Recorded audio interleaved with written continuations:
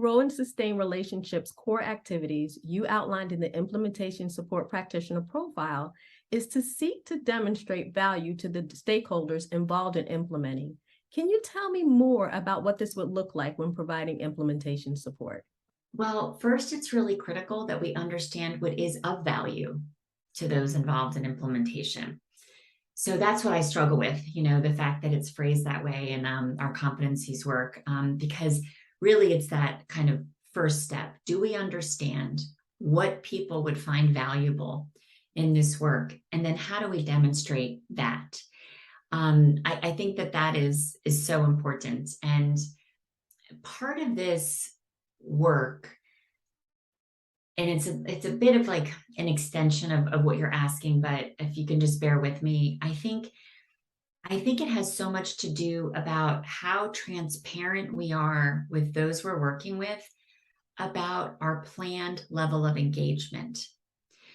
So people don't feel valued if you enter into the implementation space and use words like collaborate, but there's no intention of shared decision making, which is really at the heart of collaboration.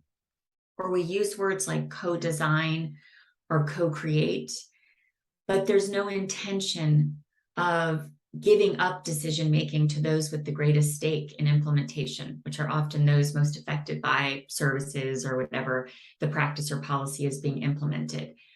If that is the intention and that is the direction, great. But my understanding and my own work or my experience has been that people feel less valued when there are those kinds of words used about engagement, but that's never how it plays out. And I sometimes think I actually always think it's better to be really clear about the level of engagement that's happening. If it's just involvement, like getting feedback, if it's some sort of consultation, some joint problem solving, that's great. Then say that that's what it is. But I think it's really important that we're really clear with our funders and our other implementation partners about the words we're using and how we enter into community, and how our job is to be curious, to be empathic, to be committed for the long haul. That's the other way people feel valued and that's one of the principles, is staying committed. But really being very clear about our role and how we hope they experience it. And then checking in on regular basis. Are we both giving and receiving in this implementation partnership in the ways that we expected? And if we're not, then folks are going to feel not valued. Thank you. That was excellent advice. And before we leave this interview, I also wanted to just check to see if there's anything else that you'd like to add that you think would be of benefit to beginning or experienced implementation support practitioners as they work to grow and sustain relationships. I think one thing I would love to add as it relates to some work that I've been doing around kind of trust building and how we develop and really sustain relationships is that I've been mentioning the relational aspect of the work.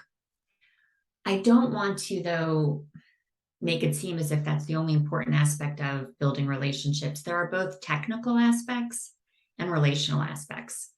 So the relational ways that strategies that we use to kind of build relationships or trust are really focused on how we grow kind of mutual, reciprocal, safe relationships that are in service to the work. And we might do that through how authentic we are, how we, the way we demonstrate vulnerability in our work. The fact that we should say, I don't know the answer to that. I can only do that now that I've gotten older. When I was first starting out in my career, I was so panicked that I had to come in and bring a framework and we're going to, this is how we're going to do it.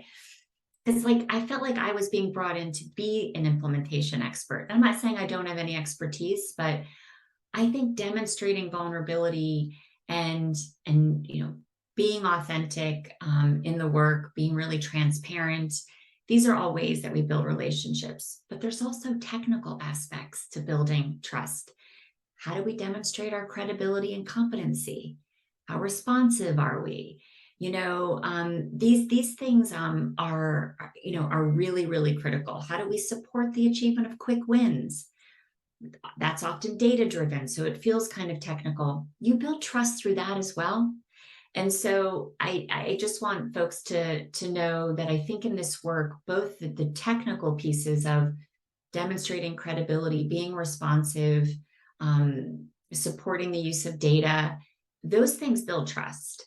And then the other things that also build trust are, the idea of being vulnerable, supporting co-learning, which is really those empathy-driven exchanges we talked about. So it's really both. And I think they kind of find their way into our work. And I think there's so much room for us to continue to articulate that and to study it and to demonstrate that it matters a lot. So, yeah.